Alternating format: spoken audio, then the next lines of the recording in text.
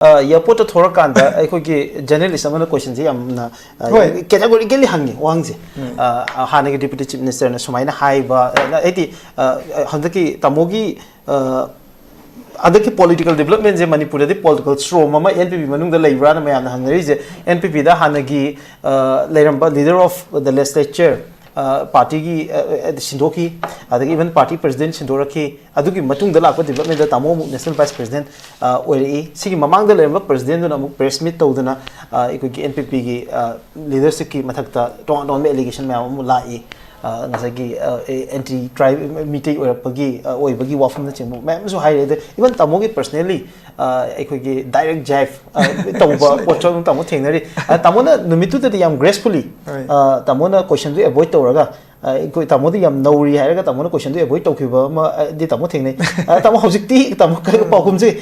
tamo change tawradra kari hebini my answer remains the same karim ta change laite I hujiksu dum haije sini I have not joined the party for controversies adu aina ngasi yauje rei sidi ai atop journey ama aina thaja jaba kainom da lakchabani masida phamgi kari adu vote ki kari kaim nate adu ai gi stand sidi ba aina airport ta haije gi budo adu dagi bo aina qualify tawjini tamojoi kumar se yam nungsi jaba akhoi gi oina diaba Manipur gi oina aham maitei malta IPS officer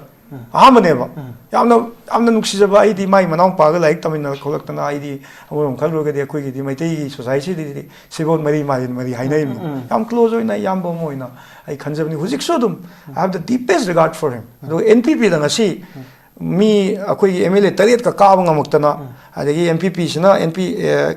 NPP sina chauba entity mo rei se yunam tamojoi kumar gi chauba contribution laito nate aduna nate haije khige tawudabu tawudabu khansu haide yade di si kaino ma haide bu yade ba aduga ibungo oinaga aingondaga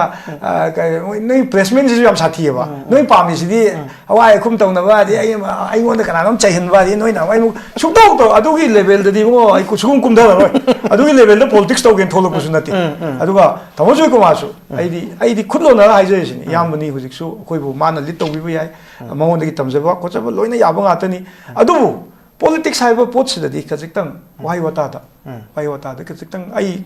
tabi ramani ko amajoi kumar gi interview tajare adubu aina taksabugi tiktinati ko yambani ai hujik so dum regard tawje adu punchi chupugi so ai mabu regard tawgani bo political arena da laibi bani na so ai da kajiktam hujik su khanda view hujik ma tokani kokani ga ju masan su hai tokpi ganu hujik so khoi mayam se tasan khomjun biraga ai di nauna yawjak pune ba ai di tasina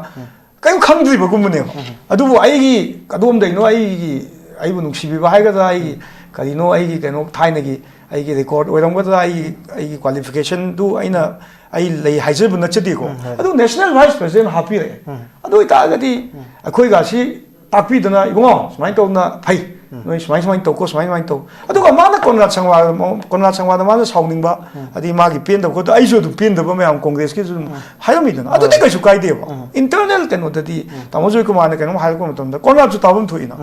ko tabum thoe ba legi hujiksu it is not too late hujiksu it is not too late ai konrad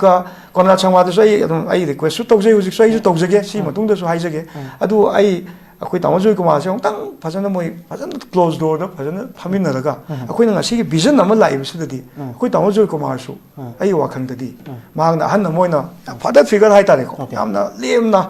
tawudadi magi hanagi DGP oirambagi surdu khaga changi mai se ani ngasai gi chumna koina sa mai chamdi ma pungning da di pukchen ga di yamna kanu di nati ma di pukchen ga di ting mo mi ne adu ga su ngaktang माजे ऐसे क्या रखा है वो खंडे वो आदि personal वो बा कि नौकर सो हाँ तो कायम नते आदि कायम खंडे माना अंगों चाहिए मनाओ दो इन्हें नुकसीना तुम चाहिए बताइए तुम एक्सेप्ट होगा नहीं तो वो मसी मणिपुर दा अमगा आदि चिंगी करीगी मैं हम हाईवे दो दे काइसी ना कनो वो भी मतलब हम हाई दिए वो देखिए आदि की चिंगी तमगी का सीधा मु मैतेई की नहीं आदि सीना कहता है मैतेई की नहीं सीना तो पफुल की नहीं क्या ना हाई बसे आई वाकल दी हुजिक सी मधुदी adu ai hayan janing